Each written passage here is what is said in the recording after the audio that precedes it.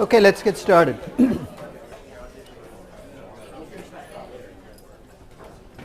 you ready for the quiz? You haven't even started prepping, have you? So it's kind of a review before the prep. So it's, as I said, this particular quiz is problematic because it's on a Monday, which means that the review session has to be today. So let me very quickly list out what this quiz is designed to test you on. I mean, you've already know what's in the first 9 sessions, but these are the questions to which I'd like you to be able to come up with answers.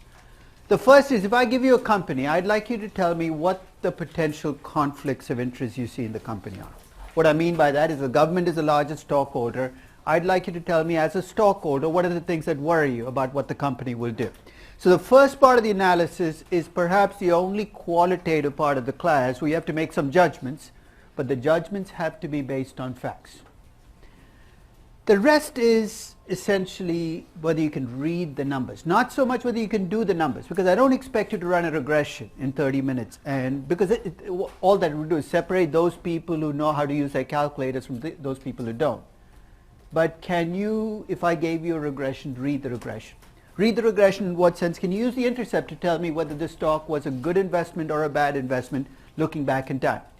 Can you look at the slope and tell me what it tells you about the risk in the company? Can you look at the R squared and tells me about where the risk in this company comes from? Then once I give you the beta, how exactly do you plan to use the beta? How can you go from a beta to an expected return to a hurdle rate, which requires that you understand risk-free rates and equity risk premiums, bring the numbers together. And then we talked about the determinants of betas. What kind of business are you in? How much fixed costs? So do you understand those relationships and bring them into the beta? So if you look at the past quiz ones, they almost all follow a script. The first problem tests you on corporate governance. It's multiple choice usually. And it's 2 points, and I call these the gimme 2 points. You really should not be losing all 2. Let me put it that way, because you're leaving points on the ground. The second question will be about the mechanics of betas, risk-free rates, risk premiums, which requires you to understand currencies and dealing with different country exposures. And the third question, which is usually the make or break question, is whether you can build up to a bottom-up beta. Something very similar to what we did in class, but in a much simpler scale, because I can't give you a company like Disney and expect you to work through 5 businesses in. So I understand there's a 30-minute constraint, but here's something to remember. If you are checking your notes to see which page things are during the quiz, you've already lost the game. So it's open book, open notes, but don't make it I mean, don't assume that because it's open book, open notes, that you can come in and check things out during the quiz. You don't have the time to do that. So you got to be prepared enough that 80% of the stuff comes to you pretty much directly. The remaining 20% you can check to see whether you got the equation right. So if you want to check the equation for levered beta, go in and check the equation, but you shouldn't be checking every aspect of the quiz because you're going to run out of time. I hate to give you advice before the quiz, but I'm going to give it to you anyway. I'd rather that you work through partway through every problem than not touch a problem at all. Because I grade the quizzes, I bend over backwards looking for evidence that you're actually trying to do the right thing.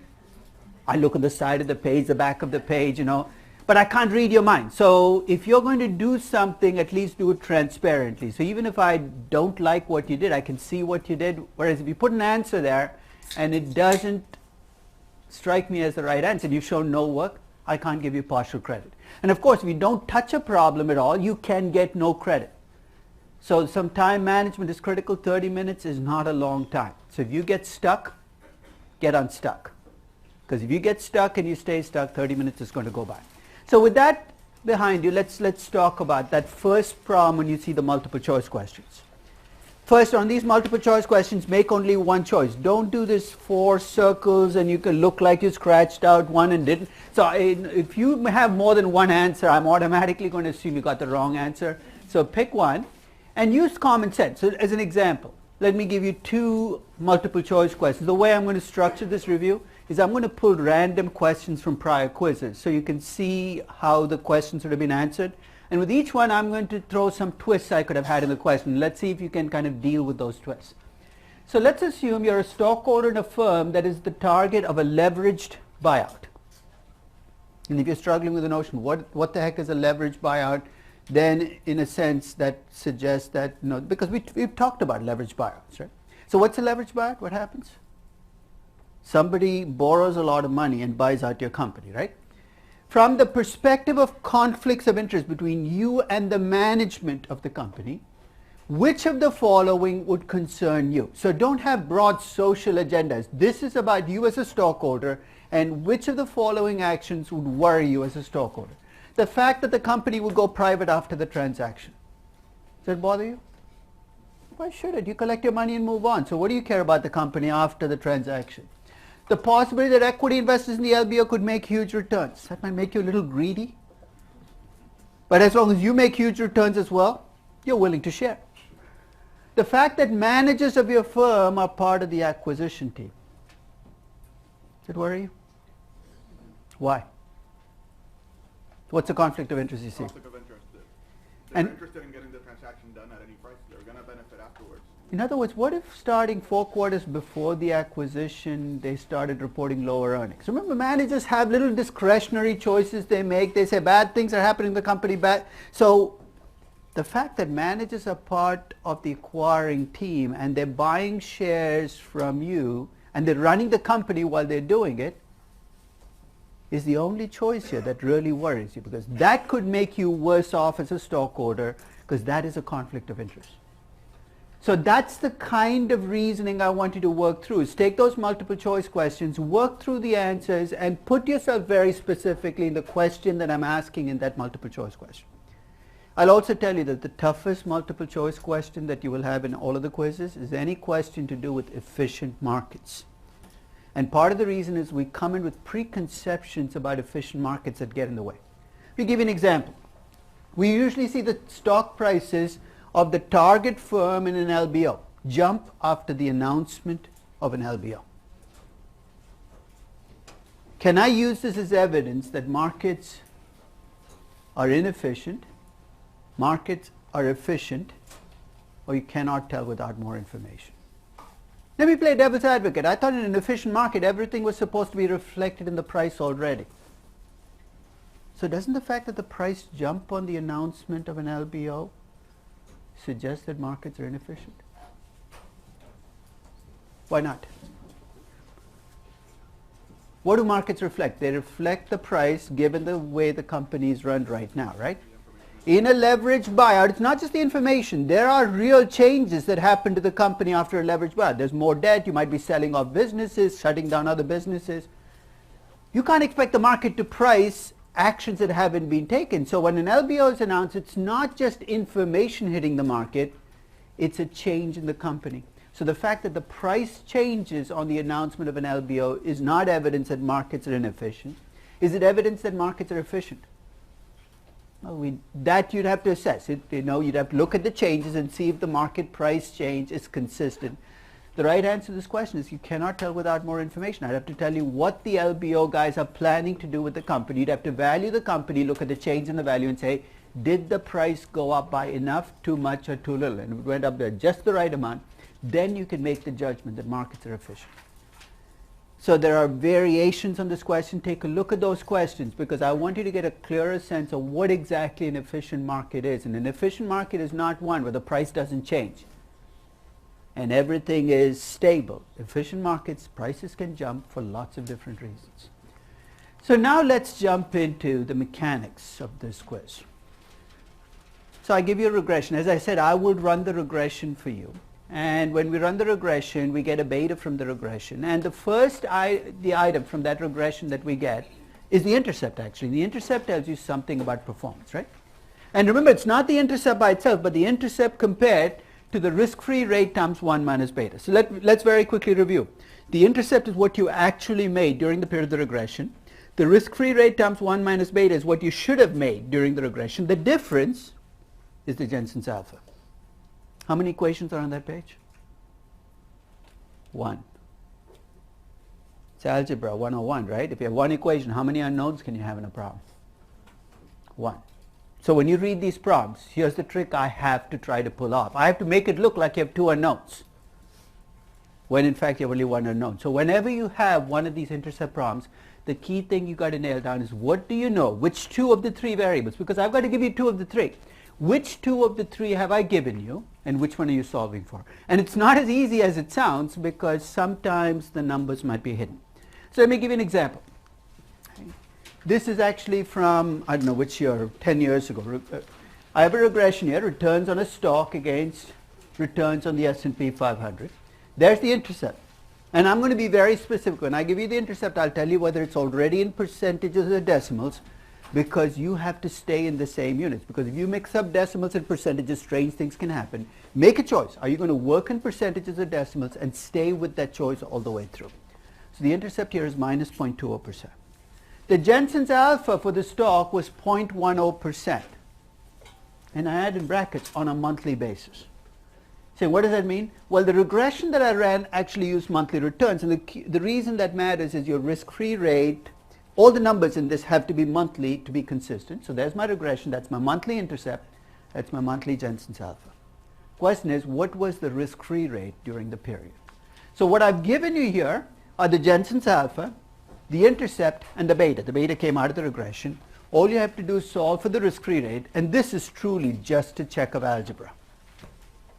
Okay? It's not there's the intercept minus the risk-free rate times 1 minus beta is the Jensen's alpha. You solve for the risk-free rate. The risk-free rate you get is a 0.6% risk-free rate on a monthly basis. What if I'd asked you for an annualized risk-free rate? What would you do? If you're in a hurry, you really don't have much time left in the quiz. You have 20 seconds left. You got the monthly risk-free rate. What should you do? Multiply by 12. Okay. If you have a little more time, then you should compound. And the compounding effect basically is you take 1 plus whatever the monthly number is. And remember, because it's in percentages, you got to be careful. The 1.6% will become 0.006. Raise the power 12. And instead of getting 7.2%, which is what you got with the shortcut, you're going to get 7.44%. If you really have trouble with this compounding issue, you got to deal with it sooner or later, but maybe quiz 1 is not the time you want to wrestle with that. So if you're in a hurry, just give me 12 times a number, 52 times a number, and move on. It's not going to be the right answer, but it's going to be close enough that I will let you go. Okay. What if I told you in this problem that instead of giving you the monthly risk-free rate, which is very helpful, I've given you the Jensen's alpha on an annualized basis. Your regression was a monthly regression. Your Jensen's alpha was annualized. There are 2 ways you can solve the problem, right? One is you can make everything monthly, you can make everything annual, but you can't mix the 2. So in this case, if you gave me the annualized number, and I'm going to take the shortcut again, I'll convert the annualized number into a monthly number, and then I'd plug it back into the equation and do the analysis based on this. The key in this problem is to make sure you work with percentages, decimals, whatever you've chosen, and that everything be done with the same return interval, weekly, monthly, annual. So check the problem to make sure when you read the regression description what kind of returns I've used on that regression. Any questions? Now, to get from betas to expected returns, I need two numbers. I need a risk-free rate and I need an equity risk premium. The risk-free rate will be a function of what currency I ask you to estimate your cost of equity in, right? Because I ask you, what's the risk-free rate? You can't answer the question unless I tell you whether it's in dollars or euros or pesos or reais or rupees. So currency matters. And if you are looking at the equity risk premium, you can look at the company and where it's incorporated, but you also should check to see whether I give you a breakdown of where it gets its revenue. So if it gets 60% from the US, 40% from Brazil, the equity risk premium should reflect where you operate. The risk-free rate should reflect currencies. So again, let me use an example to kind of illustrate this. This is again from a few years ago. I've given you a regression for a large Mexican cement company. There's the intercept plus beta times returns on the bolsa, R squared of 45%. I've asked you to estimate the cost of equity in Mexican pesos. So already you should file that away. I want a cost of equity in Mexican pesos. Why is that going to matter? My risk-free rate then has to be in pesos. The 10-year Mexican government bond rate in pesos is 8.35%. But the Mexican government has a local currency rating of AA. You know what the local currency rating measures, right? I'm telling you there's risk in that government bond, and the default spread associated with that rating is 0.65%. What are the three ways I can get a default spread for a country? I can compare a dollar denominated. I can use a credit default swap, that's the easiest. I can compare a dollar denominated bond issued by that country to the T-bond rate. Or I can give you a rating and give you a table which tells you what this. So there are three. One, I either have to give you the default spread directly, or I have to give you a way of getting to the default spread, because that's going to be necessary not only to get the risk-free rate, but to get a risk premium. The risk premium for the U.S. and other mature markets is 4%, but Mexican equities are 3 times more volatile than the Mexican government bond. At this stage, you're saying, why is he spraying all this information at us? You're going to see that every piece of information on this page is going to go somewhere into your answer. So what do I want? Let's without looking at the solution, let's see what we're looking for. We're looking for a cost of equity first in pesos, right? So I want a risk-free rate in pesos. So let's start there. How would I get the risk-free rate in pesos? First I check for a government bond. Hey, there's one, 8.35%. That's in pesos. But is it the risk-free rate? It's not risk-free because there's default risk in the Mexican government. How much default risk is there? 0.65%. So what do I need to do? Take it out, add it on. I'm going to take it out. 8.35% minus 0.65% gives me 7.7%. My risk-free rate in pesos is 7.7%. I'll come back and ask, how would your answer have been different if I had asked you to estimate the cost of equity for this company in US dollars in a little while? But in Mexican pesos, the cost of equity for the risk-free rate is 7.7%. So that's done. The beta is given, so 1.08, so I don't have to worry about that. I need an equity risk premium. Now in the problem, I did not tell you, I just told you it was a Mexican cement company. Since nothing is given in the problem, I think the safest thing to do is assume that all of your revenues come in Mexico. We'll ask what would be different if I'd given you more information about where the revenues come from. So to get the risk premium for Mexico, here's what I do. I start with the 4% base, the mature market premium. Then I take the same 0.65% I took out of the government bond rate, and I multiply by 3. Why? Because I said the Mexican equities are 3 times more volatile than the bond. So 3 times 0.65% is 1.95%. My equity risk premium for Mexico is 5.95%. There's my cost of equity. Risk-free rate plus beta times equity risk premium is 14.13%. Now already you can see what would be different if I told you that Cemex or the Mexican cement company gets half its revenues in the US and half in Mexico. because then I would not use the 5.95%. I'd use a weighted average of the equity risk premium for the US and the equity risk premium for Mexico to come up with the equity risk premium for the company. So whenever you have these cost of equity problems, first thing to check is what currency are you being asked to compute everything in, because that's going to drive your risk-free rate. Second, look to see whether I give you information on where the company gets its revenues, because that breakdown is going to give you the equity risk premium. Third, use the beta, bring them all together. Just make sure you're being internally consistent. Okay? Once in a while, I might hide the default spread from you in terms of giving you information that you have to use to get to the default spread, like the dollar bond rate for that country and the T-bond rate. But ultimately here, you want to end up with something like this as your end cost of equity. Any questions? Which brings me to the third and final part of the quiz, which is where people start to really break down. Remember I said the beta for a company is a function of three big decisions you make as a company? First, tell me what business or businesses you're in. The more discretionary your product or service, the higher your beta, elasticity of demand. The second, fixed cost. The more fixed cost you have, the higher your beta, because essentially it magnifies everything that happens to you as a company. And third, how much have you borrowed? When you borrow money, you create a fixed cost, interest expenses you did not have until you borrowed the money. So let's use that to kind of talk about bottom-up betas. So what I'm going to actually do is take one problem out of a quiz from way back, but then I'm going to use this problem to look at every possible twist I can throw in. And by the time we're done with this problem, you're going to have seen every problem in every quiz in one form or the other. Okay?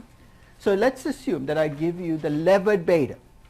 So already I've told you up front, I'm going to give you the levered beta, or you're estimating the levered beta for a company with food and tobacco subsidiaries. So it's got two different businesses. The tobacco subsidiary is worth 15 billion and the food subsidiary is worth 10 billion. So I've given you the values of the two businesses, 15 and 10.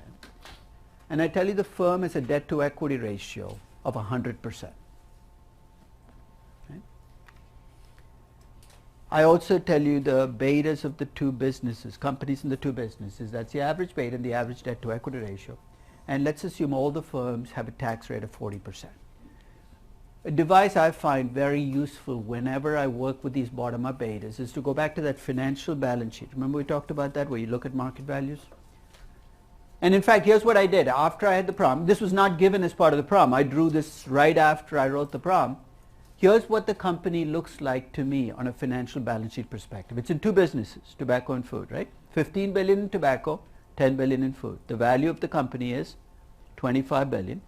The debt to equity ratio I told you was 100%. For every dollar of debt, there's a dollar of equity, which means that there is $12.5 billion in debt and $12.5 billion in equity. That was actually where a lot of people got stuck in the problem, because I didn't give them the dollar values of debt and equity. They said, how the heck am I going to solve for the debt and the equity? But remember, the balance sheet has to balance. So if I give you the value of the business and I give you the debt to equity ratio, you should be able to back into how much is debt and how much is equity. So that's what the company looks like right now. Now what's my task? I have to come up with a levered beta for the company. So somebody help me out. What's the first step in this process? What do I need to give you? I've told you what businesses they're in, right? What would you like to know? You'd like to know the betas of being in those businesses. Remember we talked about pure play betas? I've given you the betas of companies in each business, but they're not betas of being in the business because they're levered betas. You say, how do I know?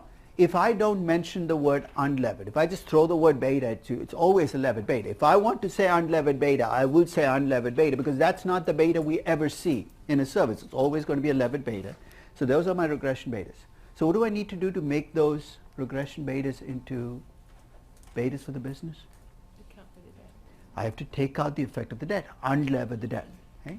And that's what I started with. I took the tobacco, the food business beta, 0.92, and I unlevered using the debt to equity ratio of the food business. I came up with an unlevered beta of being in the food business of 0.8. I gave you an unlevered beta for the tobacco business by taking the levered beta and taking out the effect of the debt to equity. I came up with an unlevered beta. In this problem, I did not have a cash part of the equation, but if I thrown in a third column with cash, and told you that each of these businesses is 10% cash, what do you need to do to these unlevered betas to make them pure play betas? You can use the net debt, but that would mean going back to the start and doing it all over or from the beginning. Or what's the other thing you can do?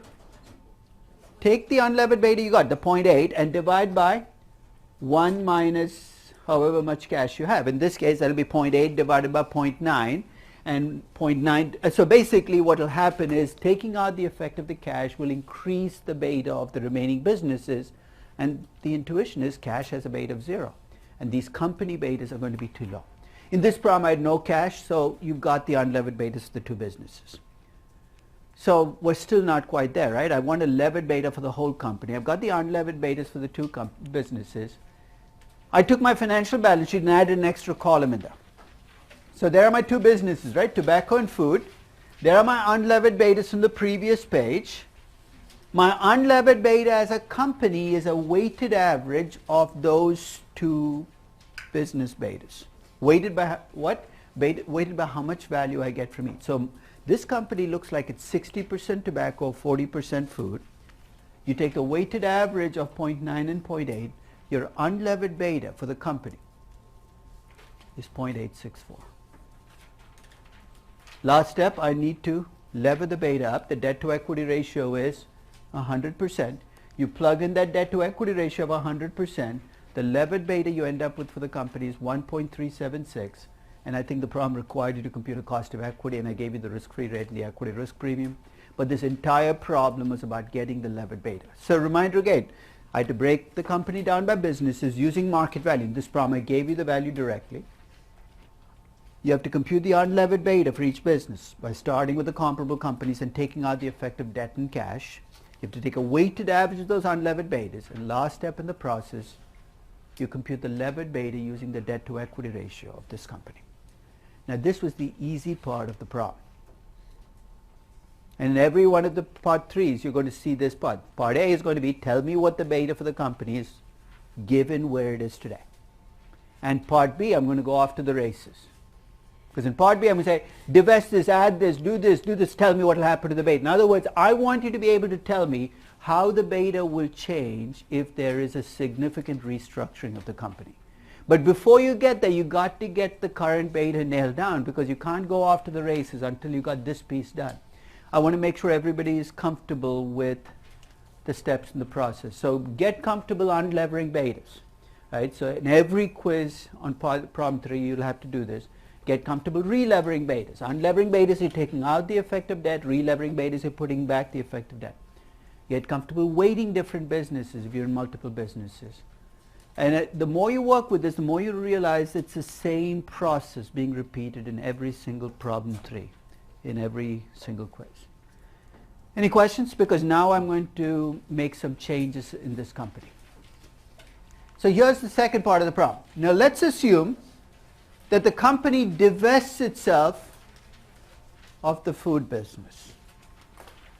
You know what divest means, right? You sell off the food business for fair value. What's fair value? The 10 billion that I gave you, the value of the food business was. Don't jump the gun.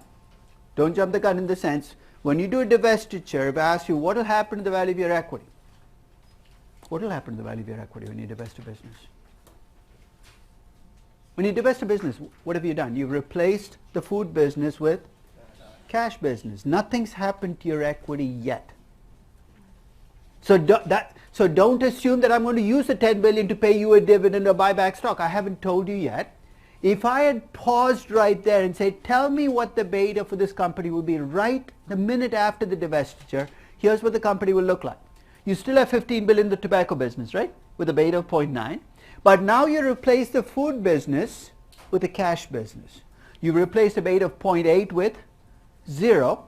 Your unlevered beta for the company, the second or the minute right after the divestiture, will now drop to 0.54 because you now have 40% of your business in cash with the beta of 0.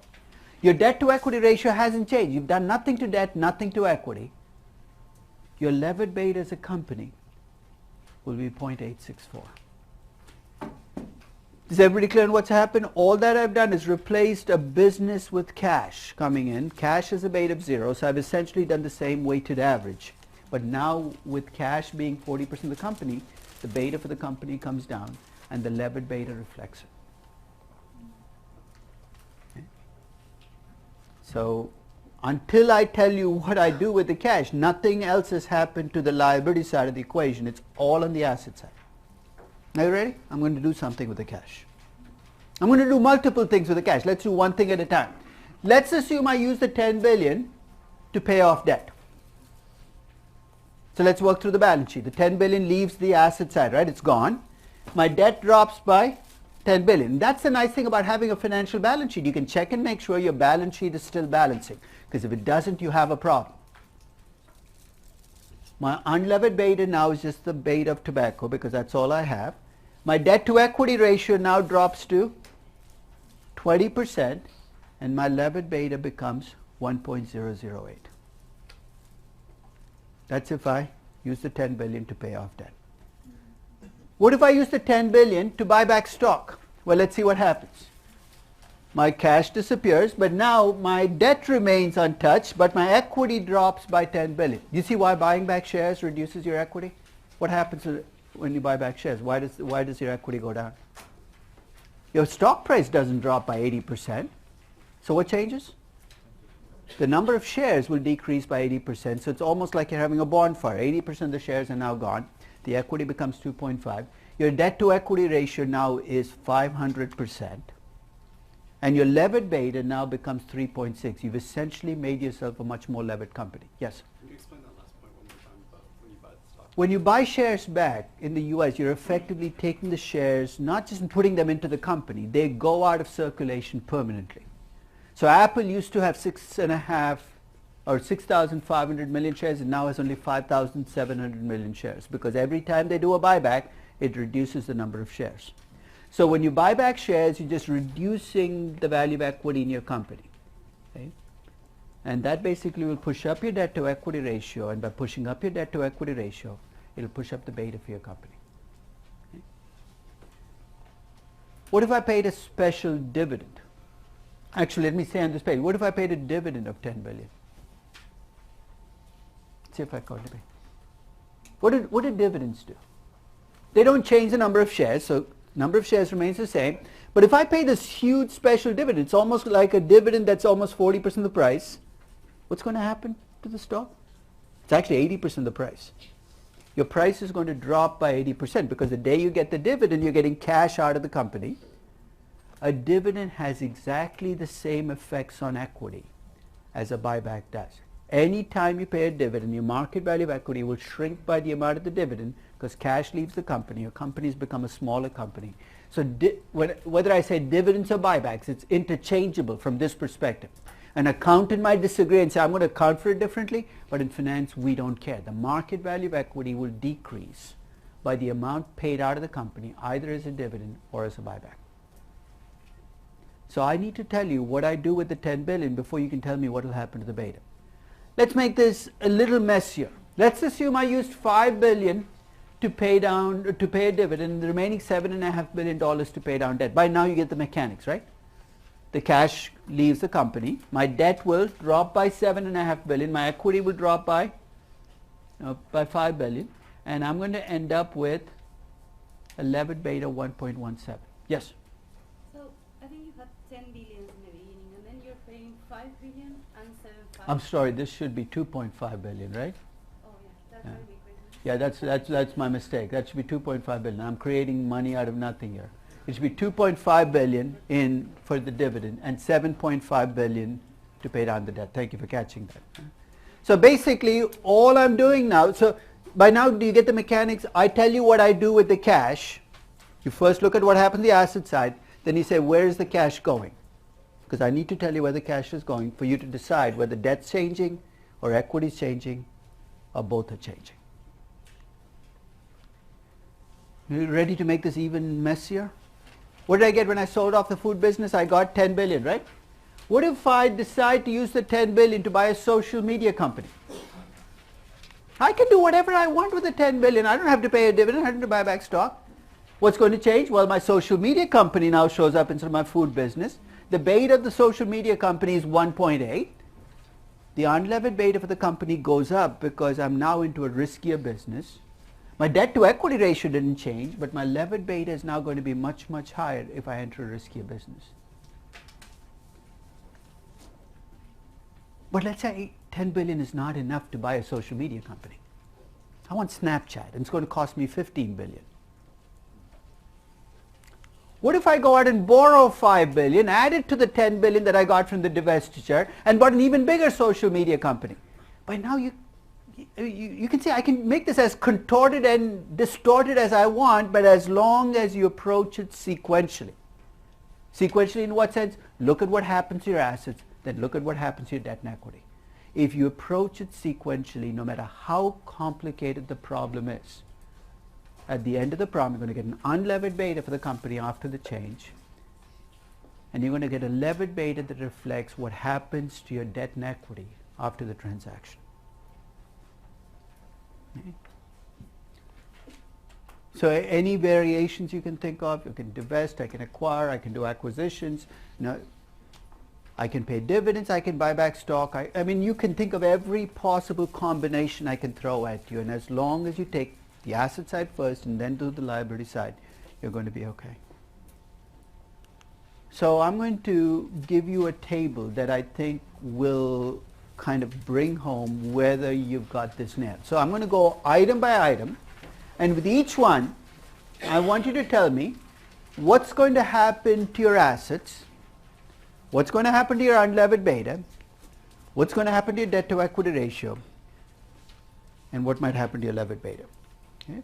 You ready? You have a company with cash on hand, like Apple. It decides to buy Tesla. It's a $40 billion company, but you got $170 billion in cash. So you've basically done what? You replaced cash with an asset. So help me through the rest of this. What's going to happen to your unlevered beta? It's going to go up. Why? Because you replaced an asset with a beta of 0 with an asset whose beta is not 0. So unlevered beta will go up. What will happen to the debt to equity ratio?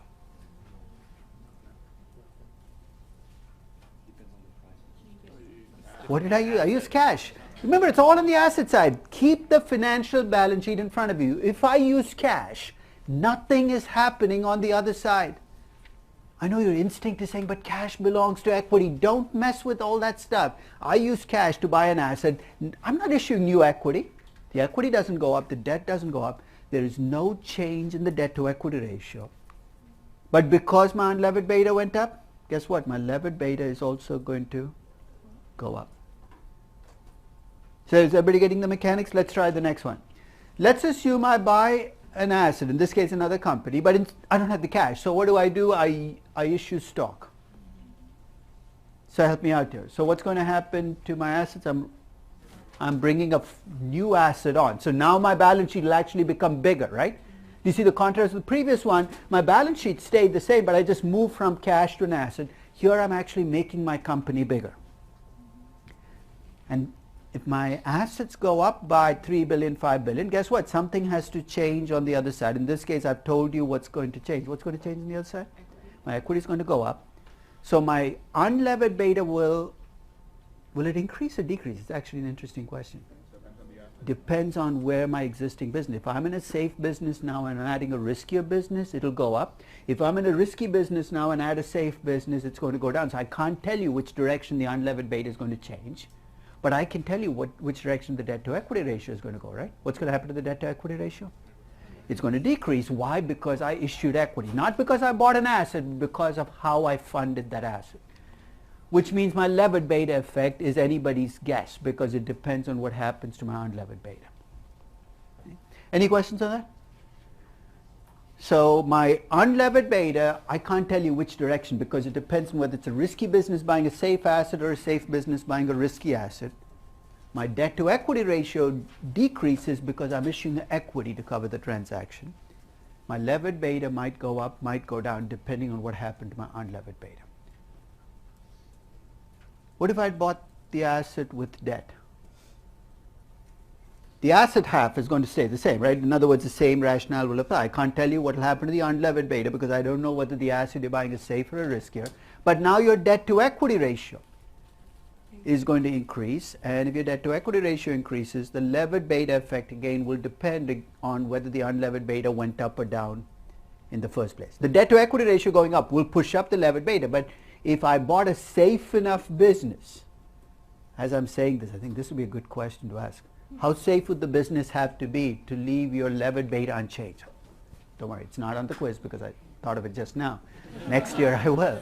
But you can see what you need to do, right? You'd have to figure out how safe the business would have to be to compensate for the effect that the debt to equity ratio went up. But it's again being systematic in the way you approach it. Question? Yeah, but whenever you're using debt to fund these acquisitions, you're exposed to the macroeconomic uncertainties. And that's what the levered beta captures, right? Why do you think your levered beta goes up? That's the levered beta's role. So when I compute that your levered beta is much higher after you've taken on debt, that's exactly what I'm telling you. Is as the equity investor, you're now exposed to every macroeconomic risk you were exposed to before in a magnified way because you borrowed more money. So doesn't then that also apply to the question earlier about leverage buyout? About what should we be concerned of? But it's not your problem, it's their problem. You're the stockholder, you're selling the shares. If the LBO guy is being blind about macroeconomic risks and he pays too much and he borrows too much, it's not your problem. Right? You collect your money, you move on, let him worry about the consequence. If I asked you, the question would be different if I said, if you were the LBO person, which would worry you? You have a whole list of things you should be worried about because you're taking on debt. But you're the guy selling to the LBO guy, what the heck do you care whether he did this right or wrong, because it's his risk to bear. So that's why on that question I said it doesn't matter that you have too much debt or too little debt, because it's not your problem the minute after you sell the shares. Any other questions? Now let's get to the easy one. What if I pay a dividend? First let's look at the assets out of the balance sheet. What happens when you pay a dividend? Cash goes down, right? So what happens to your unlevered beta right after you pay a dividend? It has to go up because there's less cash on the balance sheet. So when Apple pays a $20 billion dividend, the second after the dividend is paid, your equity just got a little riskier because there's less cash. That's why there are no free lunches in this game. So somebody says, why don't companies pay out a lot more in dividends? You collect more cash out of companies, but what's left of the company now will become a riskier company. And I'm not sure that leaves you better off as an investor necessarily. I mean, you could make an argument for paying a dividend, but it can't just be that dividends are safe. That's absurd. Dividends might be safe, but they're taking the safest asset of the company. What's left of the company now becomes riskier, which means your price appreciation piece now takes on more risk. So when you pay a dividend, I'm assuming you have enough cash. What if you didn't have cash to pay the dividend? Then what would you need to do? You need to come up with new money, right? Hopefully you're not issuing equity. You see why that is truly absurd? This is what banks do that drives me crazy. They issue equity out of one window. Santander, it's still paying a dividend. What are these people thinking? I mean, in fact, I heard the CEO of Santander say, you know, if you're familiar with Santander, the Spanish basket case bank. Right? I heard the CEO of Santander say that she did not want to cut the dividend because it would send the wrong signal to the market. To which my response is, are you reading the papers? What I'm getting as a signal when you pay a dividend is you're in complete denial. Because at the same time, what are you announcing? You're raising billions of equity because you're undercapitalized. You're paying a dividend out of the other window. So if I tell you that I issue equity to pay a dividend, here's what's going to happen. My equity is going to go up. That equity is going to go to the other side of the balance sheet as cash, and the cash is going to go out. The only people who are happy about this are the people involved in the transactions who get transaction fees all the way around. It's a completely absurd transaction, but amazingly, 1 in 10 companies globally issues equity and pays dividend in the same year. What's the other way you can come up with money? You can borrow money and pay a dividend. In which case, your debt will increase. Your debt to equity ratio will go up. Your assets out of the balance sheet does absolutely nothing because the cash stops and it leaves, right? So the unlevered beta would have been unchanged if I'd paid the dividend by issuing debt or equity, but the debt to equity ratio would have changed. Buyback stock, exactly the same rationale, right? So everything I said about dividends would apply to buying back stock. What if I retire debt? Let's go down again. What happens to your assets? First, it depends on where I came up with the cash to pay down the debt. So if today Apple says, Apple is 36 billion in debt. If today they said we're going to pay off all 36 billion in debt, the cash balance will decrease by 36 billion. So your unlevered beta as a company will increase because you have less cash. The dividend paid out, the debt retired will reduce your debt, so your debt to equity ratio will decrease. So your unlevered beta will go up, your debt to equity ratio will go down, and maybe they'll cancel out. In fact, if you use the net debt ratio, they do cancel out. The assumptions you make in the net debt ratio is if you borrow money and you retire, so basically we're assuming with the net debt ratio that the effects cancel out, that what happens to your debt to equity ratio makes up for what happens to your unlevered beta. Okay? So what I'd like you to do is pick a problem 3 out of a quiz. Okay? In fact, before you pick a problem 3, go back and review your stuff, because you don't want to make the quizzes the place you learn the material. Use the quizzes for what they were meant, which is for you to test out whether your understanding the material is right. So pick a problem 3, try to work through it, and I promise you the first problem 3 you try, you're going to say, this is impossible. Because all these things are changing, and your first instinct is to try to do them all at the same time. But then if you step back and say, let me do this sequentially, let me look at what happens to the assets out of the balance sheet, then let me look at what happens to the debt to equity ratio, you're going to be okay. And that's why I do the financial balance sheet, because it forces me to stay disciplined. So when I say I increase my assets by 5 billion, you know what it forces me to think about? What changes on the liability side? Because otherwise I have a balance sheet that doesn't balance. So it's a simple technique for keeping the numbers in line, but try it, because every single problem 3 uses some combination of these actions as a restructuring. Says what will happen to the beta of your company if you try this. Okay. So it's open book, open notes, work through as many problems as you can. And please don't look at the problem, check the solution. That's not working through the problems. I know if you're in a hurry, that seems like the problem, I think I know how to do this, look at the solution. That's exactly what I've done. Let's move to the next problem. You'll get through the quizzes really fast, but it's not going to stick. So try the problems, get stuck, and try to get unstuck on your own. Because that's part of what you need to be able to do on the quiz, is be able to work your way through those places where you get stuck. And that's it's a coping mechanism you learn by doing these problems. Okay? So I'll see you on Monday. Okay?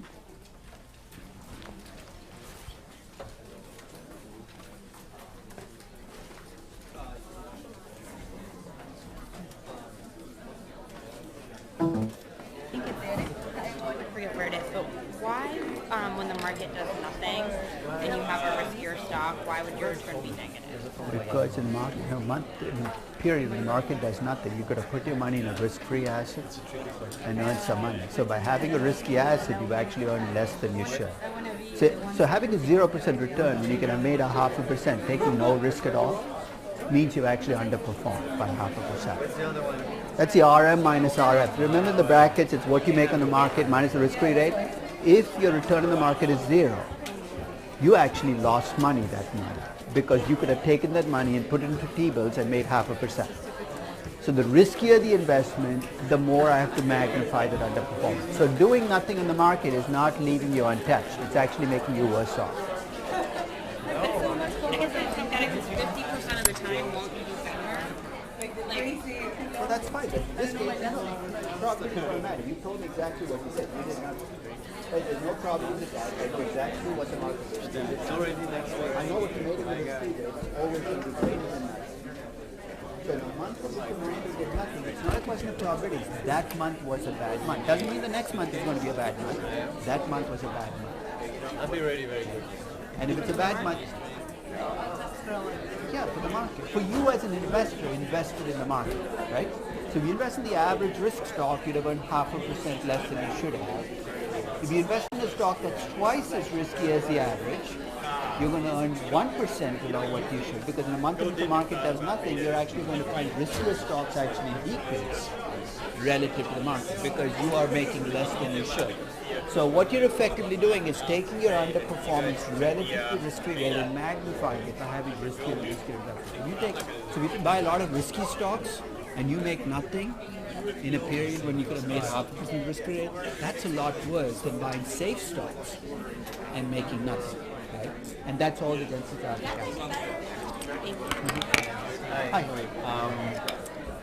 I don't understand in the formula from lever to unlevered beta. Yeah. No, actually the other one, unlevered to levered beta. Why do we apply the tax rate? Because interest is tax deductible. It's a fixed cost that is tax. Interest is tax deductible. But on the interest, not on the whole debt. So I don't understand why. But if you think about having this, you're thinking about this debt being on your balance sheet for the long term. That debt to equity ratio is every year. So even if you pay Not on the principal.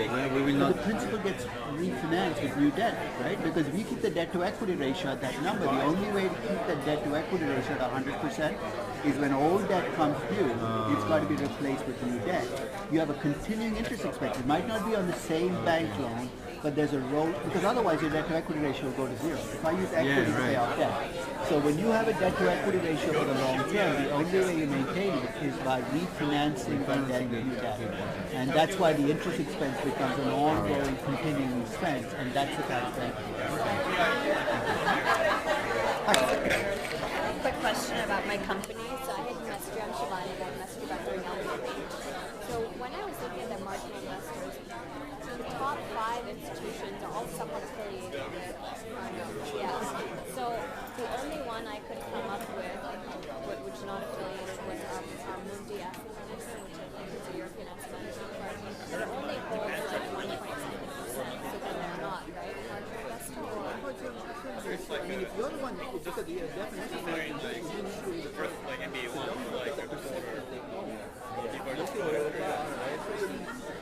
I don't know. It's like right, and it wouldn't be obviously their own. you have to go.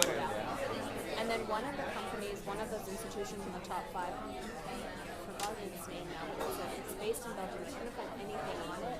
So I was wondering, is that an example of a shell company? You see everything. somewhere online, Nothing compared to you can have. no companies in other companies. When I had initial other stuff, if you can't find the email, I'll send you the link. But very nice.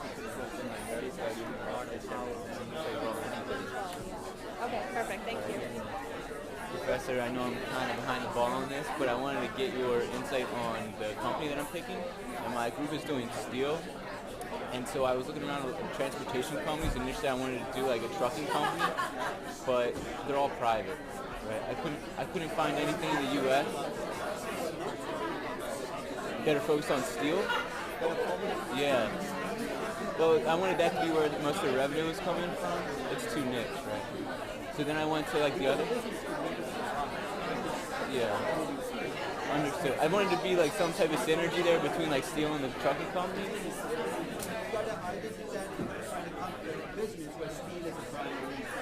Well, then I went to the mine. So I looked at quick natural resources, exactly, so iron and coal.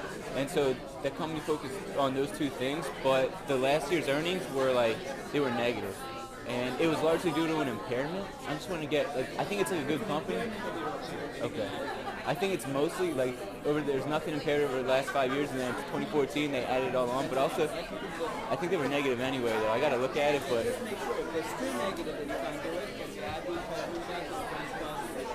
Okay. All right. Thank you. Thank you, Professor. I have a question regarding buying like new business with cash. You said like debt to equity is key. If you consider like buying a new business and put that into asset as an investment, that would think, but if you're consolidating,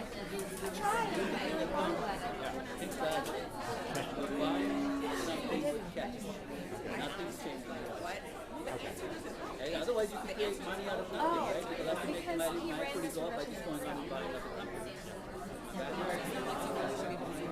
I think so, because he got the R squared and he got Whether this it's good for regression. my equity or not, it only depends on whether I overpaid for the business. If I I mean, pay you can't fair do it. value, No, you could,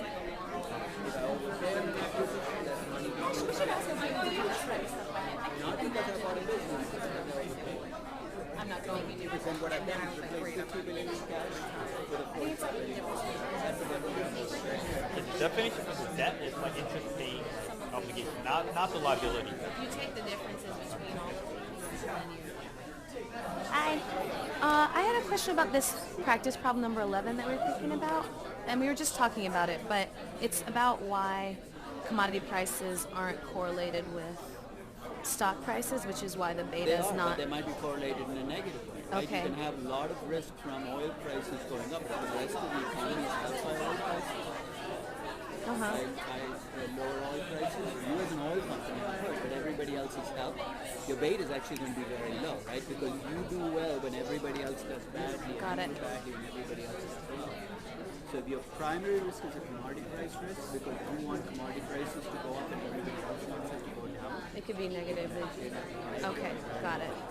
So this question was asking, like, why the beta is low if commodity prices are normally volatile, but the answer wasn't like because most of the time they're like gold is a hedge. because beta measure is not just volatility, but how you move with the market. Right? So if you're very, very volatile and you move in the wrong direction, you can end up with a negative beta. If you're very volatile and you move with no relation to the market, the beta can be zero. Biotechnology companies, very volatile, beta zero. So what you have to do is separate volatility from beta. Beta measures how you move with the market. Only. It's not. You can't really say firm-specific risk is measurable in the beta. In fact, we know it's not. It's the R squared. It's the R squared. Okay. Right. So if you're very volatile, but you're volatile in the wrong direction, you can end up with negative. Okay. If you're very volatile, your volatility is nothing to do with the market, beta can be zero. And if you're very volatile and you're volatile with the market, then of course it's a negative beta. Okay. So you can have three companies with very high volatility, high beta, zero beta, negative beta. So like a company like this that might be very volatile would have a low R squared. You will have low R squared as a market, or Okay. even negative R squared. Oh. Negative R, not negative R squared, of course, not Okay. negative, but a negative correlation. That's what leads to negative beta. Got it. Okay, that makes sense. Thank you. Appreciate it. Did you want to ask something? One quick question about this. Where did the 6% and the 5.5%? That was given in the prompt. It was given but in the earlier prompt, not the one that you reproduced. I didn't reproduce the whole prompt. Got it. There are other bullets. Okay. Hi, how are you? Great, thanks. I have a quick question. Yep. I'm Molly, by the way. Hi, Molly. So this was you said this very quickly, so I was trying to figure this out. How would your answer have changed if I told you that cash? You got it right there. 0.8 So- divided by 0.9 would be your unlevered beta for the So food 0.8 business. times 0.9. No, divided by 0.9. Okay, so 0.8 divided by 0.9 gives you a bigger number Yeah, it for should the be food big business. enough. Yeah, But should it because be right now, smaller if here's you have what- cash in it? No, because right now you're getting a beta for the whole company is 0.80. So you got a beta for food times 0.90 plus the beta for cash Zero times times 0.10 is equal to. So this is what you know right now. You know the beta for the company. Right? That's what you solve for that. The unlevered beta for the company. Now you want to get a beta for just the food business. So your beta for the company is 0.80 and you want to get a beta for just the food business. It should be higher, right? Because the weighted average of food beta and zero is 0.80. Wait, sorry, I'm... Okay, so that's the unlevered beta for the company. So that's this is the unlevered beta for the food business. for the food. That's for the food business because they didn't have any cash. If this were a food company, if there were cash, then what you'd get is not an unlevered beta for the food business. You'd get a unlevered beta for the food company because these are companies, right? So these are So these are all food companies. Yeah. Debt to equity ratio of food companies. So this is the unlevered beta for a food company. If they have no cash, the unlevered beta for the food company is also the unlevered beta for the food business. Yes. Yes. But if they have cash, the unlevered beta for the food company is going to be lower than the unlevered beta for the food business because it's a weighted average of the unlevered beta for the food business and zero. Okay. Because if you think about this as the company, the unlevered beta for a food company is 0.80. Now I tell you, yeah, and that's with no cash. But let's assume that this is just a food company. I haven't told you anything about cash. You solve for the unlevered beta. You've got an unlevered beta for a food company. Then I ask you, what's the unlevered beta for just a food business, not a food company? And you go back and you discover that 10% of a food company is cash, 90% is food. You have the unlevered beta for the whole company. I want you to solve for just the unlevered beta of the food business. Oh, okay. So this is what you solve for when you do this. It's just an unlevered beta for a food company. But it says the food business. But because in the original problem there was no cash. Right. This was a what if I threw in. The original business, if I had thrown in cash, let's suppose that the original problem had said cash as a percentage of value is 10% for both of these businesses. Right. Then Okay. I'd have had to do two steps. This would have become then the food company, not the business. I'd have got an unlevered beta for the food company. Then I'd need an unlevered beta for the food business. So it'd be two steps then. So I'd solve for the unlevered beta for the company first, and So then you the business. still do this. And then you'd have to do one additional step. Okay, so the company would be lower than the whole business. Just like, think about this. Remember I showed you the beta for Apple as a company? Yeah. It's 22% cash, 78% smartphones, computers, etc. So if I gave you the beta for Apple as a company, will it be lower or higher than the beta for just the operating businesses there? Oh, it would be lower. Okay. Right, and that's what you're solving for here. It's an unlevered beta for the company, and now you're taking out the effect of cash and saying, what's the unlevered beta of the business that this company is in? Okay, I have one. Okay, let me just make sure I'm like understanding all of this then. Is that, so when you go from, you have all this information and we need to unlever each of these parts of GenCorp. And so, because you can't unlever the parts because they're not traded. So you'd have to go to other companies in each of these businesses. See, when you do GenCorp, you know there are two businesses there. You have no betas for the businesses because they don't trade. So you go to public companies in each of these spaces and you find public companies, you get their betas, you get their debt to equity, you get their cash. Then you unlever the beta first, which gives you the betas of a typical food company, typical tobacco company. Then you take out the effect of cash, you get an unlevered beta of being in the food business and the tobacco business, and then you come back to the problem. So when you look at a company, that's all you'll see is a balance sheet. You'll see no betas. right, of course. It's individual businesses. So this requires that you leave the company and go find public companies in each of those businesses. Of course. Get their betas, debt to equity, and cash. So first I would do this, where I would, Unlever the beta, right, for the food companies, and unlevered beta for the tobacco companies. So that's the first step. Then you check to see whether there's cash. and this is for like companies within the food industry or the Exactly. tobacco industry. And so those this are is their debt to equity ratios. So these are industry. the debt to equity ratios of food companies and But tobacco. now you've told us that GenCorp. No, this Oh. has nothing to do with GenCorp. This is actually these companies and these businesses have 10% cash. So this 10% cash has nothing to do with GenCorp. It's got to do with the companies in the tobacco and the food business. Industry. Okay. So now what I have to do is go in and take the unlevered betas I got for food companies and tobacco companies and say, you know what? That's the unlevered beta for the companies. I need an unlevered beta of just being in the food business and the tobacco business. Okay. So it's 0.8 and 0.9. So those are the companies. The cash, I have to clean up those betas for the cash I have. So that's what I'm doing when I divide by the amount, which is just the business, is figuring out how much of the beta is coming from the operating business. Okay. I feel like I'm getting some things confused interchangeably, like in my head, like the company versus the overall industry sort of thing. So No, these are all companies within the industry. But when I get a beta, I'm getting an unlevered beta for a typical food company, an unlevered beta for a typical... What if I told you that a typical food company is 50% cash? Then I get an unlevered beta for the company, but it's going to be too low, right? Because each company is half cash, half food business. I have to then look at what the beta of just the food business is.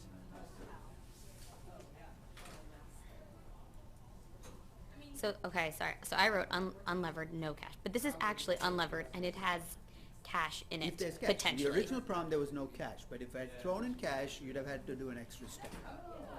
Could So- contain cash. Yeah. Okay, and then Then you have to take out the effect of cash. That's exactly right. take out effective cash.